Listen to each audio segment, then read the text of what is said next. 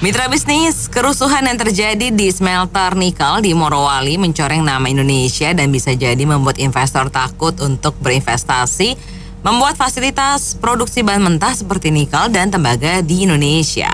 Padahal fasilitas produksi smelter itu butuh biaya yang sangat besar.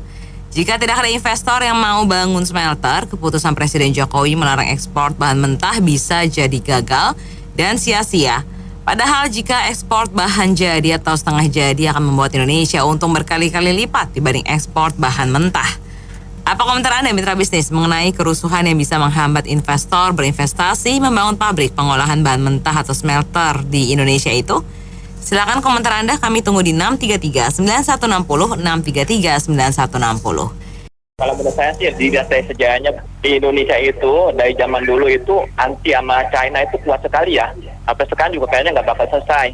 Kalau menurut saya sih, sebaiknya pemerintah selanjutnya Pak Jokowi juga, udahlah, nggak usah kerjasama sama China. Kalau urusan ini mau selesai ya, kerjasama aja sama USA, sama teman-temannya USA. Pasti selesai deh masalahnya. Uni Soviet yang bantu Asia, Afrika, Merdeka, dari negara-negara NATO, dari tahun 40 sampai 60 aja, buktinya dihianati. Mereka lebih dukung Amerika dengan masalah Ukraina. Padahal Ukraina itu masalah dalam negeri Rusia loh. Saya sih bukan bela Rusia ya. Kakek saya tuh juga pernah ngalamin tahun 45 tuh. Rusia tuh banyak membantu Indonesia. Tapi buktinya Indonesia lebih bela US ya kalau Ukraina. Jadi sebaiknya kerjasama sama US aja dah. Kalau masalah ini mau diselesaikan, jadi nggak ada konflik lagi ya dengan orang-orang China gitu. Itu aja gua kasih. Ini kalau gagal sih kemungkinan enggak, cuma kemungkinan yang dulu pabriknya di sono, yang di luar Jawa, yang dekat dengan bahan baku, mungkin pabriknya nanti pabriknya dipindah lah. Kalau dulu kan di luar Jawa, sekarang di Jawa, karena kan Jawa itu manusia itu udah lebih dewasa, nggak sebentar-bentar marah. Upahnya di Jawa Tengah kan lebih murah, ya mungkin pindahnya ke Jawa lah, pabriknya bukan di sana ya kan. Seperti Freeport itu kan di Jawa Timur, karena kan kondisi politik di daerah Papua belum stabil. Ya mungkin seperti Freeport lah nanti berpindahnya ke Jawa gitu. Makasih. Ya, saya pikir ini bisa saja disebabkan oleh hal yang sederhana ya, yaitu pergesekan antar individu lah. Salah pandang mata, salah bicara, salah dalam pergaulan. Tetapi memang tidak menutup kemungkinan jika kerusuhan yang terjadi merupakan tip of the iceberg, hanya merupakan titik kulminasi dari apa? Dari barangkali diskriminasi gaji misalnya, diskriminasi fasilitas, diskriminasi jabatan gitu. Orang-orang anak-anak setempat yang bekerja itu hanya jadi rank and file, sementara yang tenaga ekspatriat atau tenaga kerja asingnya di level supervisor ke atas. Jadi memang pemerintah dalam hal ini dinas ketenaga kerjaan di Morowali atau di lokasi itu harus cepat memberikan asistensi untuk betul-betul supaya ini jangan terjadi di tempat lain. Karena kita juga nggak maulah usaha-usaha itu menjadi gagal gitu ya. Tapi apakah ini disebabkan hanya murni gesekan individu biasa gitu, atau ini merupakan tip of the iceberg? Ini dinas tenaga kerja atau Kementerian Tenaga Kerja dalam hal ini harus berperan. Kadang-kadang kan Kementerian Tenaga Kerja ini berperannya kalau udah di ujung-ujung aja kan. Sementara preventifnya menjadi kurang. Gitu. Jadi inilah saatnya Kementerian Tenaga Kerja melakukan langkah asistensi yang ketat sekali di semua unit usaha yang banyak TKA, termasuk di Jakarta, Pak. Karena Jakarta ini ekspatriat tambah banyak dan jabatan mereka tinggi, gajinya tinggi-tinggi. Orang lokalnya bisa saja terjadi kecemburuan dan memicu kerusuhan di pabrik-pabrik di Jabodetabek ini. Terima kasih. Saya nyorotinnya dari gini ya. Awalnya kita atau Indonesia menawarkan investasi smelter nikel kepada negara Eropa, Amerika, pokoknya seluruh dunia, siapa yang minat. Tapi Amerika dan Eropa tidak berminat. Mereka mengatakan, saya di negara saya memiliki smelter banyak, jadi saya tidak butuh investasi smelter di luar negeri. Hendaknya dijual raw material saja. Itu. Lalu satu-satunya Cina yang awalnya juga import nikel dari Indonesia, dia menyetujui oke, kalau memang tidak bisa import raw material, ya udah bangun smelter. Dan bangun smelter itu pun Pak Jokowi mintanya harus bangun smelter and transfer teknologi. Jadi hal ini itu bukan hal yang sepele, bukan sepele karena kecemburuan sosial. Hendaknya kita juga tahu diri. Kenapa saya katakan seperti itu? Smelternya China, teknologinya China aja udah jauh lebih maju dibandingin Eropa. Karena teknologi smelter China itu yang baru dan lebih murah pula investasinya dibandingin kalau kita adopsi punya Amerika atau Eropa. Oleh sebab itu, makanya Eropa menggugat Indonesia ke WTO. Jadi seharusnya Indonesia itu ngerti sejarah negeri kita sendirilah minimal. Nah, ditambah lagi sekarang kalau seperti ini yang tepuk tangan adalah Eropa, Amerika mengatakan kapok lu China. Karena apa? Karena membela Indonesia. Akibatnya China yang sial. Nah, hal-hal seperti ini yang seharusnya kita ketahui. Kalau sudah transfer teknologi, apalagi yang kita cemburui? Nggak ada kan? Makasih. Ya, menurut saya ya Indonesia itu juga harus investasi gitu loh. Ya, selain mungkin secara cekatannya itu lebih cekatan orang Tiongkok daripada tenaga kerja kita. Apalagi orang Indonesia itu kan suka ini ngasuh merokok, jadi banyak triknya gitu. Nah, ini ditambah satu hal lagi, orang Indonesia itu tenaga lokalnya mudah tersinggung. Nah, ini salah satu masalah di tenaga kerja ini, ya orang Indonesia itu banyak triknya, terus mudah tersinggung gitu loh. Kalau disuruh kerja lebih ini ngamukan dia gitu. Nah, ini harus diintrospeksi diri gitu loh orang Indonesia, tenaga kerja lokal gitu. Maka mereka harus introspeksi diri juga kenapa mereka tidak dipakai gitu loh. Makasih. Kebijakan pemerintah kami Presiden Jokowi ini kan demi kemakmuran ya dan keberlangsungan negara ini untuk masa depan rakyat Indonesia, bangsa Indonesia, ya begitu kan. Dalam hal ini kita butuh investor. Jadi investor itu yang kita cari adalah yang sangat-sangat bersahabat dengan rakyat kita juga. Kita cari sebab akibat kenapa terjadi kerusuhan. Jangan dianggap kerusuhan itu timbul dengan tiba-tiba menghalangi orang bangun semester, enggak. Kan ada suatu pilih kasih terhadap tenaga kerja di bumi dan tenaga asing. Sekarang ini tersangkanya kan pribumi semua. Sekarang kan yang punya ulah itu kan tenaga kerja asing gitu loh. Hukum berlaku gitu, tapi nggak ada yang protes kan. Jadi jangan memojokkan lah demi smelter. Bukan demi smelter, demi rakyat Indonesia. Kalau rakyat Indonesia terinjak-injak buat apa gitu. Dibeda-bedakan di dalam negeri sendiri gitu loh. Terima kasih. Nah, ini yang kasus smelter nikel ya, investor dari China. Saya rasa dengan kejadian seperti itu investor China akan kapok ya, itu udah pasti. Jadi jangan berharap lagi investor China akan mau invest smelter di Indonesia ya. Karena itu kejadian berkali-kali ya, satu kali ya. Jadi begini, kalau seandainya itu masalah tenaga kerja China itu, kalau ada masalah, itu kan sudah ada MOU ya. Jadi artinya sudah kesepakatan dan sudah sepengetahuan antara kedua belah pihak ya.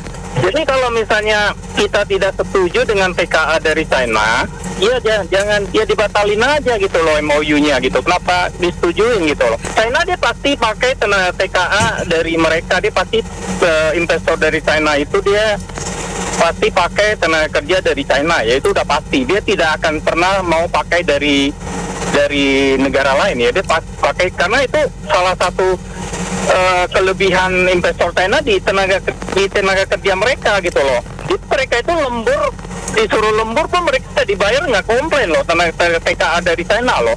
Jadi tidak mungkin dia tidak pakai. Itu satu. Kedua, semua peralatan itu pastinya instruksi kerjanya kan bahasa Mandarin ya. Bisa lu bayangkan kalau seandainya itu tidak pakai tenaga kerja dari China, instalasinya itu bisa berapi loh. Instruksi kerja itu semuanya Mandarin gitu loh. Jadi kalau dia pakai nggak pakai dari tenaga kerja dari China, ya bisa berapi itu, nggak bisa itu udah pasti dia akan pakai TKA dari China. Ketiga, etos kerja mereka itu beda loh. Mereka pasti investor di sana tidak suka pakai TKA dari tenaga kerja dari negara lain itu karena etos kerjanya beda mereka. Mereka itu kerja lembur gak dibayar, mereka nggak komplain, gak ada masalah. Mereka dan sistem kerja mereka itu dari China. Mereka itu kalau lu kerja nggak betul ya lu pulang aja gitu loh. Sekarang juga lu bisa dipecat loh, bisa dibentak loh. Jadi beda loh. Kalau dia dengan tenaga kerja lokal seperti itu, budayanya beda, itu kan bisa insiden. Mereka nggak mau gitu loh.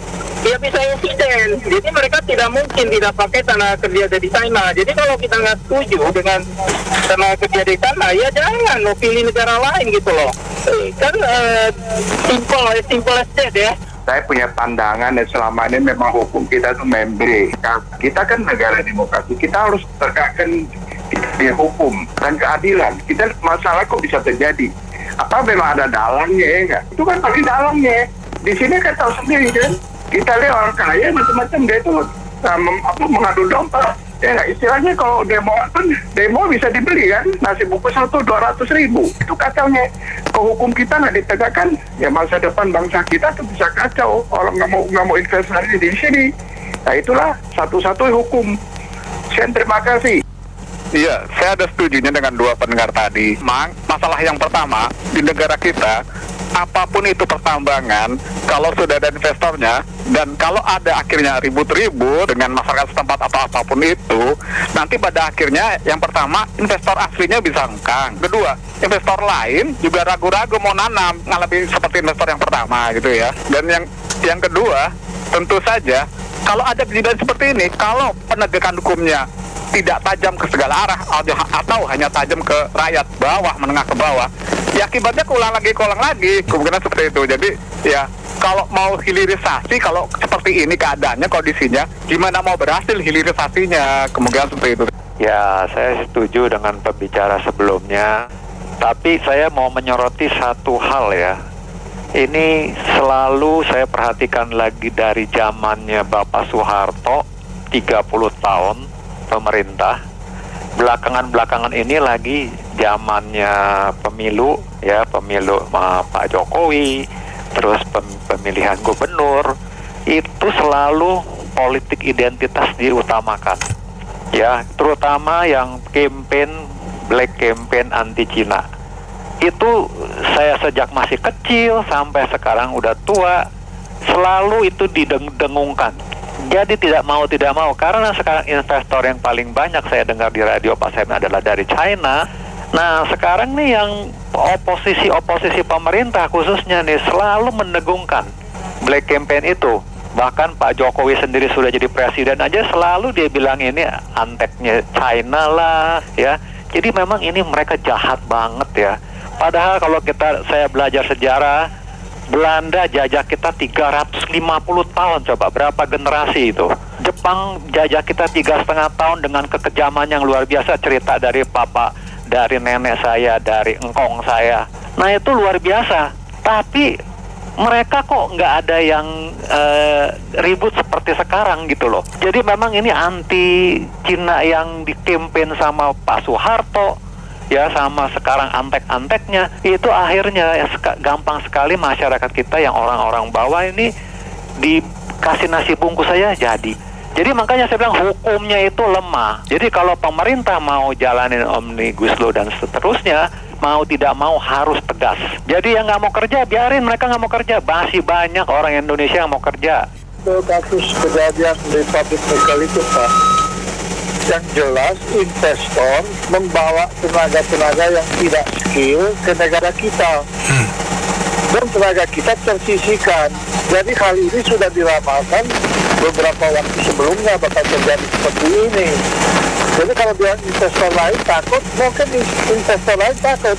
Tapi investornya kita ini seperti investor ini. Tapi kalau investor benar, apa yang dia takut? Bahkan itu bekerja dengan baik. Itu bukan kita mengimpor tenaga asing ke Indonesia, tapi investor asing yang kita butuhkan. Bukan tenaga non-skill yang numpuk di kita, yang nggak ada keahliannya. Terima kasih.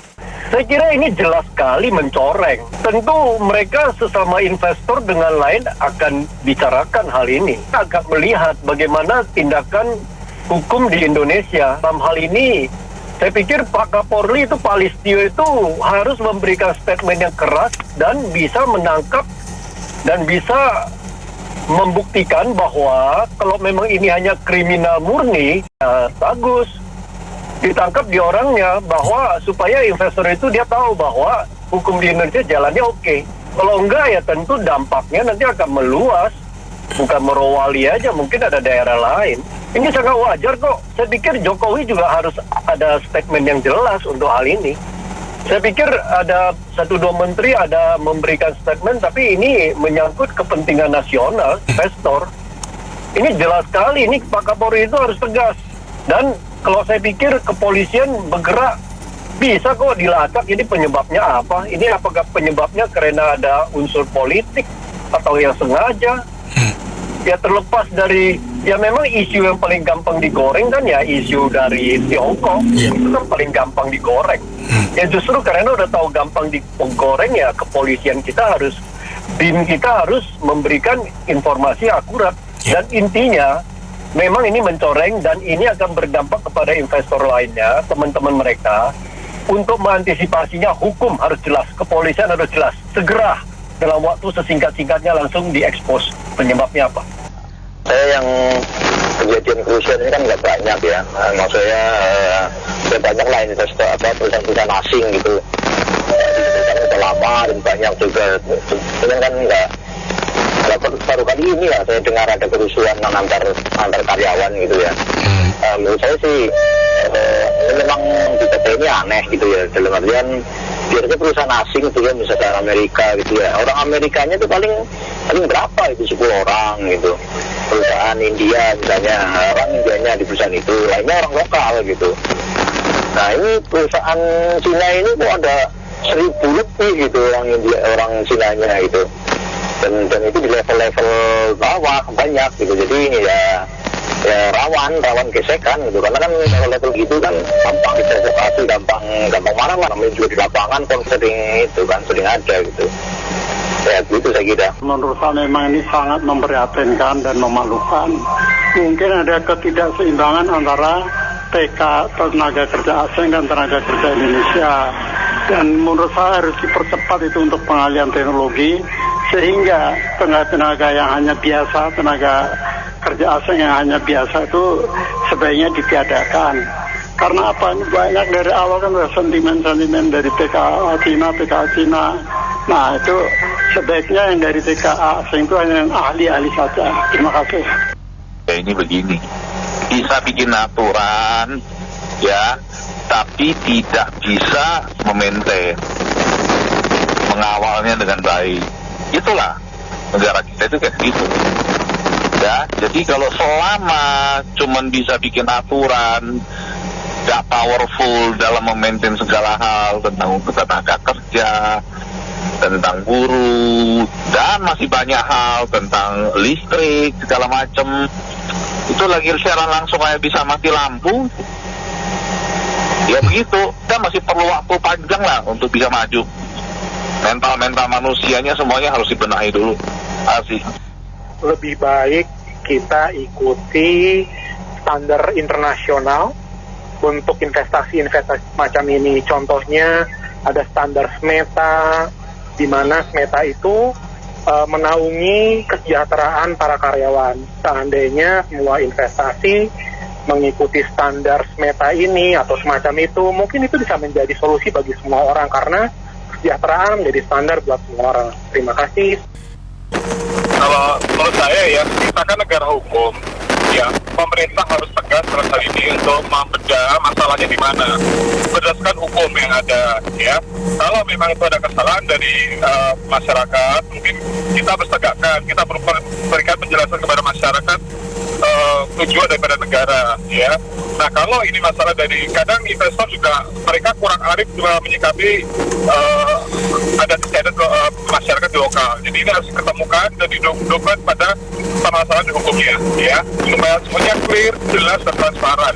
Supaya investor juga tahu bahwa ada kasus dan ada penyelesaian dengan atas nama hukum, sehingga mereka pun tidak akan terima untuk investasi.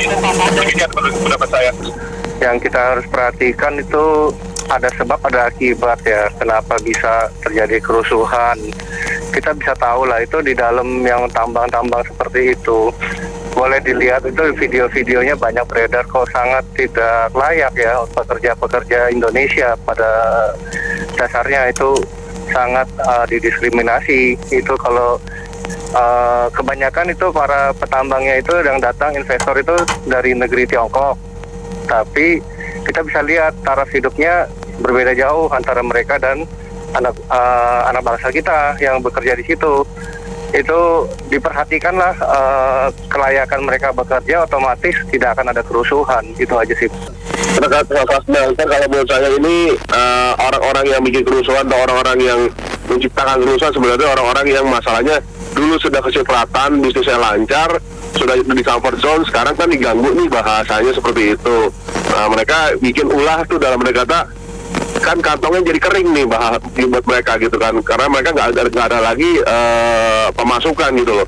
Nah, sebenarnya balik lagi mereka berpikir kebangsaan atau enggak gitu loh, ya kan. Kalau mereka harus berpikir kebangsaan, kemajuan Indonesia, harusnya mereka akan membantu dalam arti kata ya, kalau nggak mampu mereka cari partner gitu loh, ya kan, untuk bangun smelter supaya apa yang dihasilkan buat Indonesia, devisanya buat Indonesia itu lebih berkembang lagi gitu loh. Kan tujuannya memang yang dibuat sekarang kan ingin membuat Indonesia itu menjadi negara maju gitu kan. Emang sekarang kalau Indonesia negara maju, kenapa kita kenapa sih kita nggak mau seperti itu gitu kan?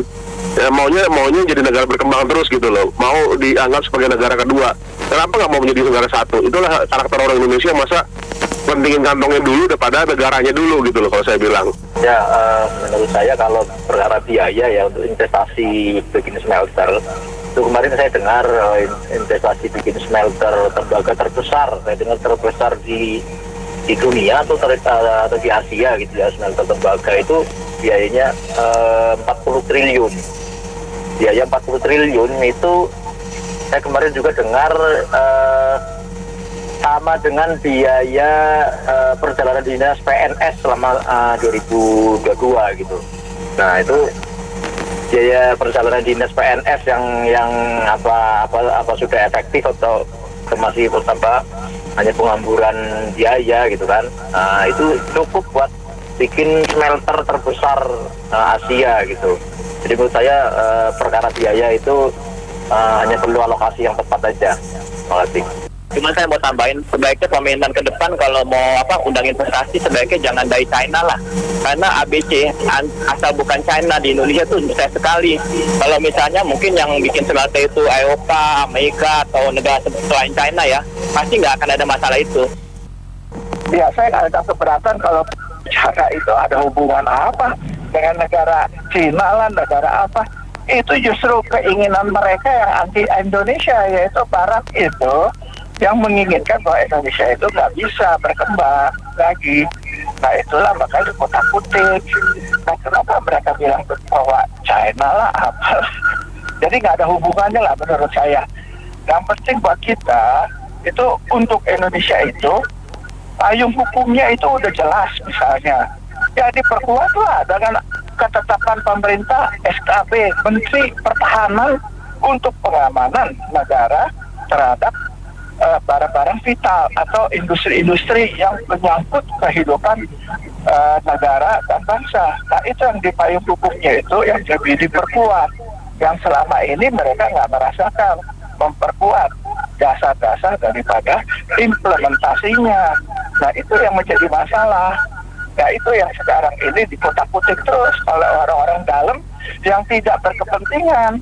yang tadi beberapa pembicara 1-2 itu benar. Mereka untuk menghitungkan kantongnya sendiri mereka itu pengkhianat bangsa.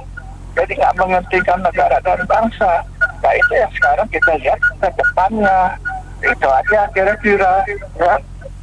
Kalau menurut saya, ya ini pasti ada provokatornya lah. Ada yang nggak senang gitu ya sama ngeliat Indonesia maju gitu. Apalagi ya dipimpin oleh Pak Jokowi. Kalau menurut saya ya, ini saya bilang nggak ada hubungannya asal dengan apa China gitu ya. Sebenarnya nggak ada hubungan apa-apa karena ini masalah bisnis saling menguntungkan. Kalau memang nggak ada menguntungkan ya presiden juga nggak mungkin bikin tanda tangan.